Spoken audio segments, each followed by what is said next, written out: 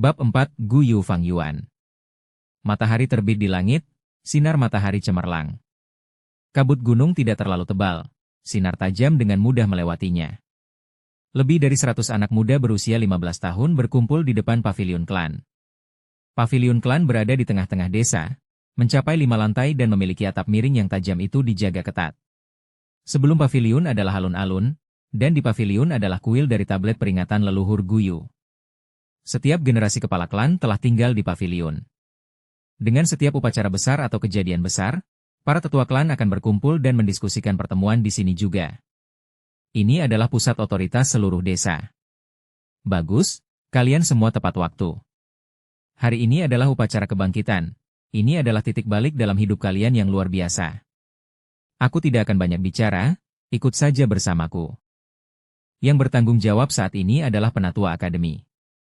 Janggut dan rambutnya putih, dia sangat bersemangat saat memimpin remaja muda ke pavilion. Namun mereka tidak naik, tetapi turun ke lantai bawah setelah melewati pintu masuk aula besar. Menuruni tangga batu, mereka pergi ke gua bawah tanah. Sekelompok pemuda membuat suara terkejut dan takjub. Gua bawah tanah itu indah, stalaktit berkilau dengan warna pelangi. Cahaya ini menyinari wajah anak muda itu, warna neonnya indah. Fang Yuan berbaur dengan orang banyak, diam-diam mengamati semua yang terjadi. Dalam hatinya, ia berpikir, ratusan tahun yang lalu, klan Gu Yu datang ke Gunung Qingmao dan menetap setelah bermigrasi dari Tanah Tengah ke perbatasan selatan. Saat itulah mereka menemukan mata air roh di gua bawah tanah ini. Mata air roh ini menghasilkan sejumlah besar batu purba, dapat dikatakan bahwa ini adalah dasar dari desa Gu Yu. Mereka berjalan beberapa ratus langkah. Suasana menjadi lebih gelap dan suara air terdengar samar. Setelah berbelok di tikungan, sebuah sungai bawah tanah seluas 3 zhang atau 9,99 meter menyambut mereka.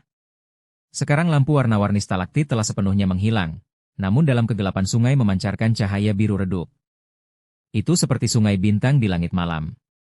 Sungai mengalir dari kedalaman gua yang gelap. Di dalam air yang jernih, orang bisa melihat ikan, tanaman air dan bahkan pasir di bawah sungai. Di seberang sungai itu ada lautan bunga. Ini adalah anggrek bulan Gu Yu klan yang dibudidayakan dengan cermat. Kelopak berwarna biru dan pink yang indah itu seperti berbentuk seperti bulan sabit. Batang bunga itu seperti batu giok, pusat bunga bersinar hangat yang memancar seperti mutiara di bawah cahaya. Dalam sekali lihat, di latar belakang yang gelap itu laut bunga tampak seperti sebidang tanah luas yang ditutupi oleh karpet hijau kebiruan dan dihiasi dengan mutiara yang tak terhitung jumlahnya. Anggrek bulan adalah makanan bagi banyak Gu. Bunga ini bisa dikatakan sebagai media budidaya terbesar klan, Fang Yuan berpikir dalam hati. Wow, sangat cantik. Benar-benar indah. Pemandangan baru itu membuka mata para remaja muda itu. Masing-masing dari mereka memiliki cahaya yang memancar dari mata mereka dengan perasaan senang dan cemas. Baiklah, dengarkan saat aku memanggil nama kalian. Mereka yang dipanggil harus berjalan melalui sungai ini ke tepi yang seberang. Berjalan sejauh yang kalian bisa. Tentu saja semakin jauh Anda semakin baik. Apakah kalian semua jelas? Kata penatua. Semua jelas, jawab para pemuda. Sebenarnya sebelum mereka datang ke sini, mereka semua mendengar anggota keluarga atau senior mereka membicarakannya. Diketahui bahwa semakin jauh Anda berjalan, semakin baik bakat Anda. Masa depan Anda juga akan menjadi lebih cerah. Gu Yu Chenbo. Penatua memegang daftar nama dan memanggil orang pertama. Sungai itu lebar tetapi tidak dalam, ia menutupi lutut seorang pemuda. Wajah Chenbo penuh dengan keseriusan saat ia melangkah ke laut bunga. Ketika dia melakukannya, dia bisa merasakan tekanan yang tak terlihat seolah-olah ada dinding di depannya yang tidak bisa dia lihat, menghalangi dia untuk berjalan maju. Pada saat ini, bunga-bunga di kakinya tiba-tiba memancarkan cahaya putih lemah. Cahaya berkumpul di sekitar Chenbo dan memasuki tubuhnya. Sejenak Chenbo merasakan tekanan turun. Dinding yang tak terlihat menghalangi dia tiba-tiba terasa lebih lembut. Dengan ini, Chenbo mengertakkan gigi dan mengumpulkan kekuatannya, berjalan ke depan. Dia berusaha memaksakan jalannya dengan kaku, namun setelah 3 langkah tembok di depannya mengeras kembali ke keadaan sebelumnya. Karena itu dia tidak bisa berjalan lebih jauh. Saat dia menyaksikan ini, sesepuh menghela nafas. Saat merekam apa yang terjadi, dia berkata, Gu Yu Chenbo, 3 langkah, tidak ada bakat untuk menjadi seorang Master Gu. Selanjutnya, Gu Yu Zhaoxie.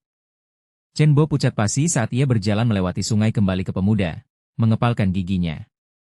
Tanpa bakat yang diberkahi dia bisa hidup sebagai manusia normal, memegang posisi terendah di klan. Perawakannya goyah, itu merupakan pukulan besar baginya, seolah kenyataan telah membunuh semua harapannya. Banyak orang melemparkan tatapan menyedihkan kepadanya, sementara lebih banyak lagi menatap tajam pada orang kedua yang menyeberangi sungai. Sayang sekali bahwa pemuda ini hanya bisa berjalan 4 langkah ke depan, dia juga tidak memiliki bakat. Tidak semua orang memiliki bakat alami untuk menjadi Master Gu. Secara umum, tidak buruk jika 5 dari 10 orang memiliki bakat. Di Gu Clan, rasio ini lebih tinggi, mencapai 6 orang. Ini karena leluhur klan Guyu, pemimpin klan generasi pertama adalah seorang pria terkenal, legendaris dan kuat.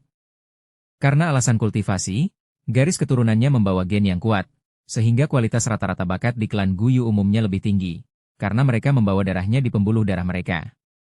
Dengan 2 kegagalan berturut-turut, para tetua lainnya yang mengamati adegan dalam gelap mulai membuat ekspresi buruk. Bahkan kepala klan sedikit mengernyit. Saat berikutnya, sesepuh akademi memanggil nama ketiga, Guyu Mobei. Di sini, seorang pemuda berwajah kuda mengenakan jubah linen ringan dipanggil saat dia tampil. Dia bertubuh tinggi, tampak jauh lebih kuat dari teman-temannya. Ada aura berani tentang dia. Dia menyeberangi sungai dalam beberapa langkah dan mencapai tepi seberang. 10 langkah, 20 langkah, 30 langkah, satu demi satu lampu kecil masuk ke tubuhnya. Dia berjalan sampai mencapai 36 langkah sebelum akhirnya tidak bisa melangkah lebih jauh.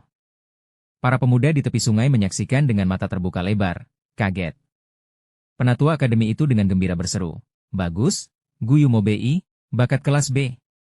Kemarilah, biarkan aku melihat laut purba Anda." Guyu Mobei berjalan kembali ke sisi sesepuh akademi. Yang terakhir mengulurkan tangannya dan meletakkannya di bahu remaja itu dan menutup matanya saat dia memeriksa dengan fokus. Kemudian dia menarik tangannya dan mengangguk, mencatat di atas kertas, Guyu Mobei, laut purba berukuran 6x6, bisa dilatih dengan penuh semangat. Bakat khusus ini dapat diukur dengan 4 kelas A ke kelas D. Bakat-bakat di kelas yang dibesarkan selama 3 tahun akan mampu menjadi peringkat 1 Master Gu Senior, menjadi fondasi keluarga. Bakat-bakat C grade setelah 2 tahun dilatih biasanya akan bisa menjadi peringkat 2 Senior Gu Master, menjadi tulang punggung klan. Bakat kelas B harus diperhatikan. Seringkali menjadi penatua klan di masa depan, dengan pelatihan 6-7 tahun mereka akan menjadi peringkat 3 Master Gu. Dan ketika datang ke kelas A, bahkan jika itu hanya 1, akan membawa keberuntungan besar bagi seluruh klan. Perhatian besar harus diberikan. Dengan bakat ini dalam waktu sekitar 10 tahun mereka bisa menjadi peringkat 4. Pada saat itu mereka akan dapat bersaing untuk posisi kepala klan. Dengan kata lain, selama Guyu Mobei ini tumbuh, akhirnya dia akan menjadi salah satu tetua dari klan Guyu. Itulah sebabnya si tetua akademi tertawa senang. Para penatua yang menonton dalam kegelapan juga menghela napas lega. Lalu mereka semua berpaling untuk melihat salah satu tetua di antara mereka dengan cemburu. Penatua ini juga berwajah kuda, yang dikenal sebagai kakek Guyu Mobei, Guyu Mo Chen. Wajahnya sudah tersenyum memprovokasi musuh lamanya dan berkata, "Bagaimana menurutmu? Cucu saya tidak buruk ya, Guyu Cilian." Guyu Cilian memiliki kepala yang berambut merah. Dia membuat HMPH, kesal, tidak membalas yang lain. Jelas bahwa ekspresi wajahnya sangat gelap. 1 jam kemudian, setengah dari pemuda sudah berjalan melewati laut bunga. Ada cukup banyak talenta tingkat C dan D di antara mereka, sementara setengah dari para pemuda itu tidak memiliki bakat sama sekali. Garis keturunan semakin tipis. Beberapa tahun ini, klan belum memiliki peringkat 4 tuan untuk memperkuat garis keturunan. Kepala klan generasi keempat adalah satu-satunya master peringkat 5. Tetapi pada akhirnya ia binasa bersama dengan biksu bunga mabuk dan tidak meninggalkan keturunan apapun. Bakat generasi selanjutnya klan Guyu semakin lemah dan semakin lemah, kata kepala klan dengan napas dalam-dalam. Pada saat ini, sesepuh akademi berteriak, "Guyu Cichen." Mendengar nama ini, semua penatua memandang Guyu Cilian. Ini adalah cucu Guyu Cilian. Guyu Cilian memiliki tubuh kecil dan pendek dengan wajah penuh bintik. Dia mengepalkan tangannya, seluruh wajahnya berkeringat. Jelas bahwa dia sangat gugup. Ketika dia berjalan ke tepi seberang, lampu-lampu kecil memasuki tubuhnya. Setelah berjalan lurus selama 36 langkah, dia berhenti. Kelas B lagi. Penatua akademi berteriak. Para pemuda mulai keributan, mengirim Gu Yuqichen tatapan iri. Hahaha, 36 langkah, 36 langkah.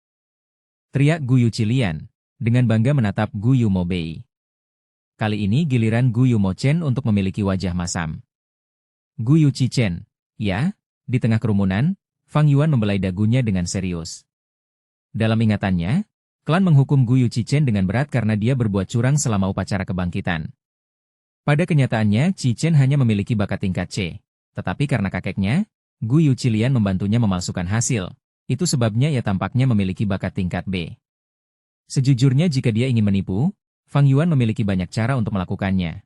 Beberapa cara bahkan lebih sempurna daripada metode Gu Yuqichen. Jika B grade atau A grade talent muncul, mereka akan menerima perawatan besar klan. Tapi pertama-tama, Fang Yuan baru saja dilahirkan kembali.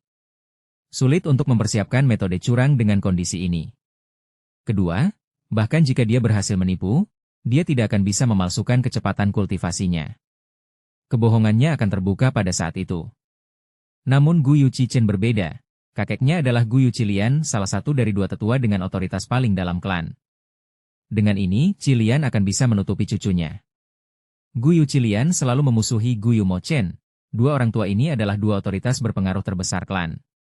Untuk menekan lawannya, dia akan membutuhkan cucunya sendiri untuk memiliki bakat yang luar biasa. Itu juga karena dia membantu dari belakang, Gu Yuqichen mampu menyembunyikan kebenaran untuk sementara waktu. Dalam ingatan saya, jika bukan karena kejadian itu, kebenaran tidak akan pernah terungkap. Mata Fang Yuan bersinar dengan terang, pikirannya memikirkan cara untuk menggunakan pengetahuan ini untuk keuntungannya. Jika dia mengungkap masalah itu di tempat, dia akan menerima sedikit hadiah dari klan. Tapi kemudian dia akan menyinggung Gu Yucheha.